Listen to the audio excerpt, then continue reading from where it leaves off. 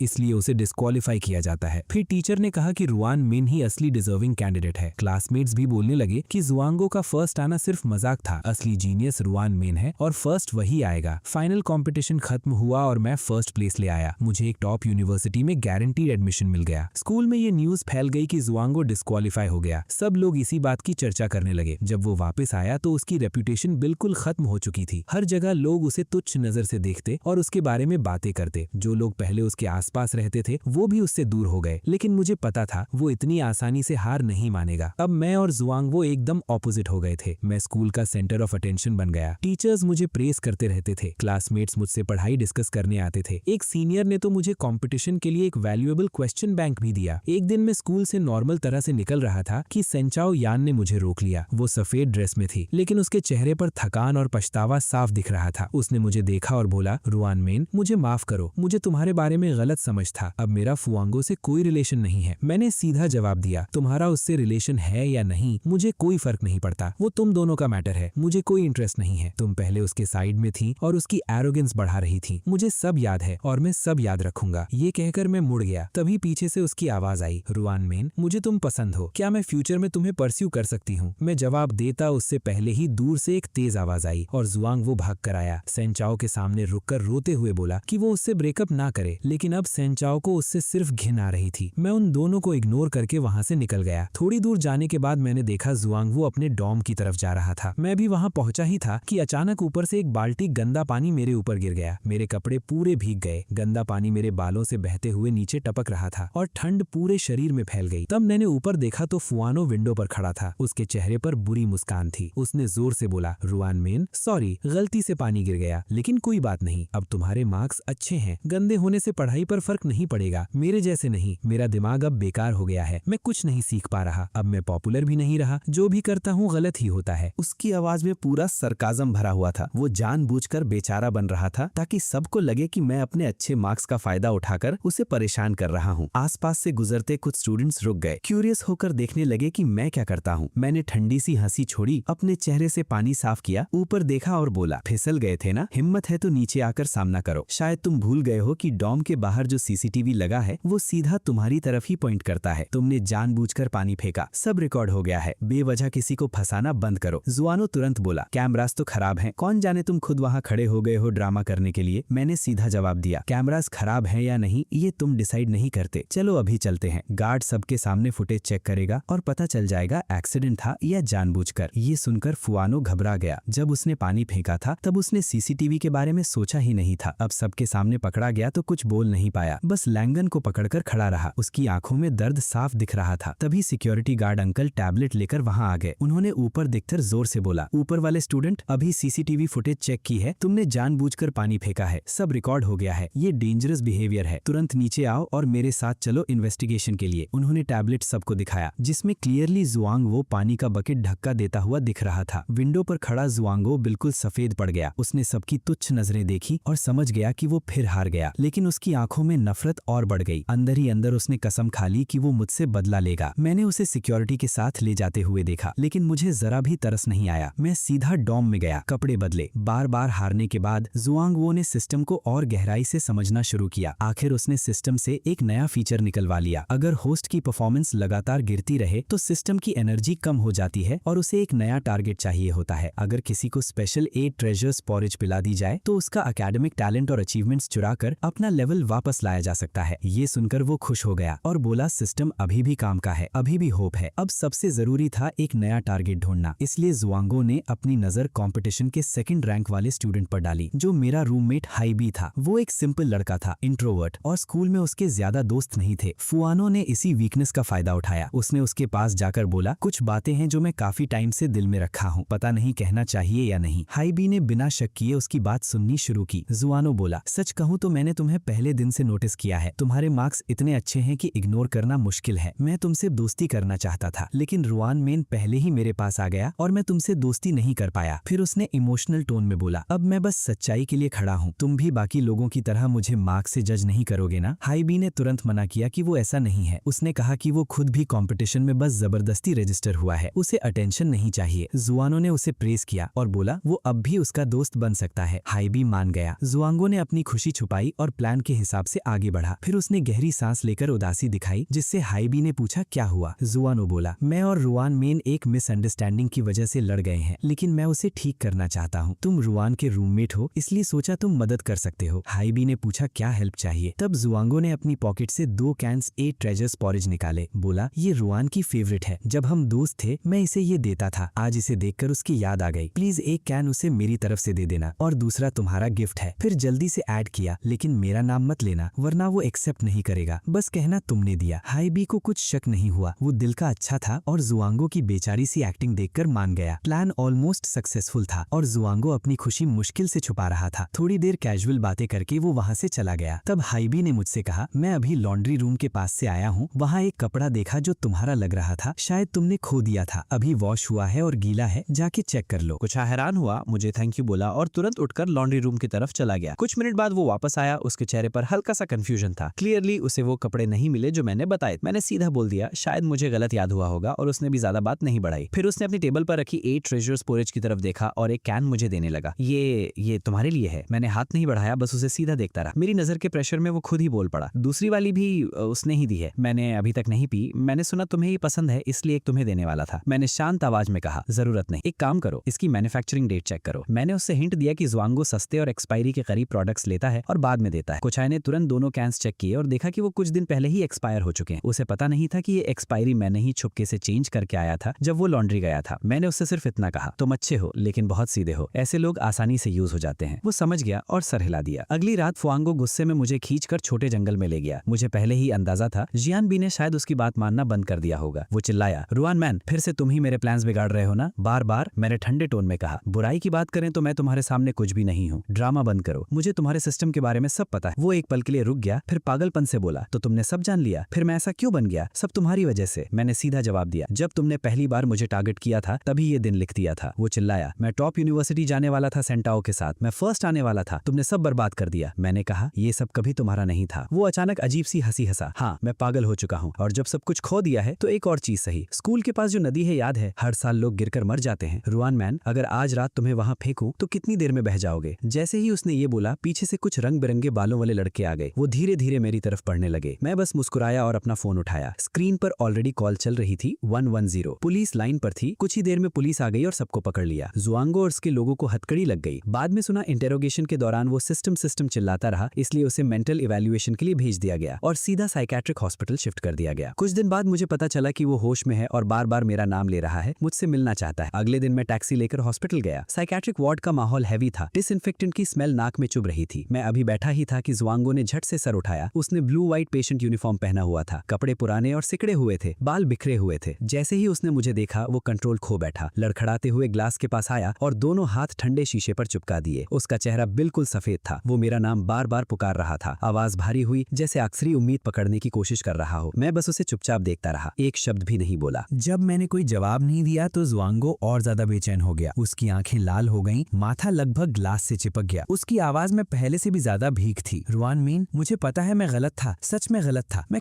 Confuse हो गया था, जैसे किसी ने जादू कर दिया हो। मुझे तुम्हारे मार्क्स नहीं चुराने चाहिए थे, मुझे तुम्हें हर्ट नहीं करना चाहिए था। क्या तुम मुझे माफ कर सकते हो? उसकी आवाज रोती हुई थी, बिल्कुल उस एरोगेंट लड़के जैसी नहीं जो स्कूल में था, बल्कि एक टूट चुके बच्चे जैसी। फिर वो जल्दी से बोला, एक काम करो, सेंताओ यान के पास जाओ, उसे बोलो मुझे बचाए, मैं सब छोड़ दूंगा, मुझे सिर्फ यहाँ से निकलना है। उसके पास पावर है, वो मुझे निकाल सकती है, वो तुम्हारी बात मानेगी। प्लीज, मैं पागल हो रहा हूँ, यहाँ सब अजीब लोग हैं, हमारी पुरानी दोस्ती के लिए मेरी मदद करो। मैंने उसकी तरफ सीधा देखते हुए ठंडे टोन में कहा, दोस्ती? कौन सी दोस्ती? जब तुमने सिस्टम से मुझे बांध दिया था, जब तुमने 8 ट्रेजर्स पॉरेज से मेरे मार्क्स चुराए थे, जब तुमने क्लासमेट्स को मेरे खिलाफ भड़काकर मुझे आइसोलेट किया, या जब पिछली जिंदगी में तुमने किसी को भेजकर मुझे मरवाया? मेरे शब्दों ने उसका मास्क तोड़ दिया। वो पीछे हट गया, आंखों में शौक और गुस्सा भर गया। उसकी आवाज अचानक हिस्टेरिकल हो गई। सब तुम्हारी वजह से है। अगर तुम इतने नखरे ना करते, अगर तुम मेरी पॉरेज एक्सेप्ट करते रहते, तो मेरा सिस्टम कभी फेल नहीं होता, मैं जीनियस बना रहता, सब मुझे पसंद करते। अगर तुम मुझे चैलेंज ना करते, मैं तुम्हें टारगेट ही नहीं बनाता। वो और ज्यादा पागल जैसा होने लगा, और सब उस लड़की की वजह से भी हुआ। अगर तुम उसके सामने अपने आप को ना दिखाते, तो वो मुझे इग्नोर नहीं करती। तुमने सब कुछ बर्बाद कर दिया, मेरा फ्यूचर, मेरी लाइफ, सब कुछ। वो ग्लास पर जोर जोर से सर मारने लगा, जैसे उसे दर्द का एहसास ही ना हो। मिंगवा यूनिवर्सिटी, ब्राइट फ्यूचर, सेंताओ यान, सब मेरा था। तुमने सब छीन लिया, मैं तुम्हें कभी नहीं छोड़ूंगा। मैंने शांत रहकर बस इतना कहा, तुमने जो खोया है वो तुम्हारी खुद की वजह से है। तुम्हारी लालच, तुम्हारी हिपोक्रेसी और तुम्हारी सोच ने तुम्हें यहाँ तक पहुँचाया। किसी और का इसमें कोई हाथ नहीं है, और तुम अभी भी पछताए नहीं हो। मेरे शब्दों ने उसकी बची हुई अकल भी तोड़ दी। वो पागल की तरह ग्लास पर हाथ मारते हुए चिल्लाने लगा, गालियां देने लगा, रोआन मैन, मैं तुम्हें मार दूंगा। तभी नर्सेस भाग कर आई, उसे पकड़ा। वो लात मार रहा था, हाथ झटा रहा था, लेकिन धीरे धीरे उसे खींच कर ले गई। उसकी आवाज धीरे धीरे दूर होती गई और रूम फिर से शांत हो गया। ग्लास पर उसके हाथों के निशान रह गए। मैं बिना कुछ बोले वहां से निकल गया। जैसे ही हॉस्पिटल के बाहर आया, धूप सीधा मुझ पर पड़ी, गर्म और तेज। दूर बस स्टॉप के पास वही भिखारी पेड़ के नीचे बैठा था। मुझे देखते ही वो मुस्कुरा दिया, सीधी सी मासूम स्माइल के साथ। उसके हाथ में अभी भी वो ब्रेड था जो मैंने उसे दिया था। अब वो पहले से बेटर लग रहा था, कम से कम अब वो लार नहीं गिरा रहा था। उस दिन के बाद मैं सीधा इस शहर को छोड़कर चला गया, एक नई जिंदगी शुरू की, बिना किसी डिस्टर्बेंस के, और फिर कभी जुआंगो को नहीं देखा।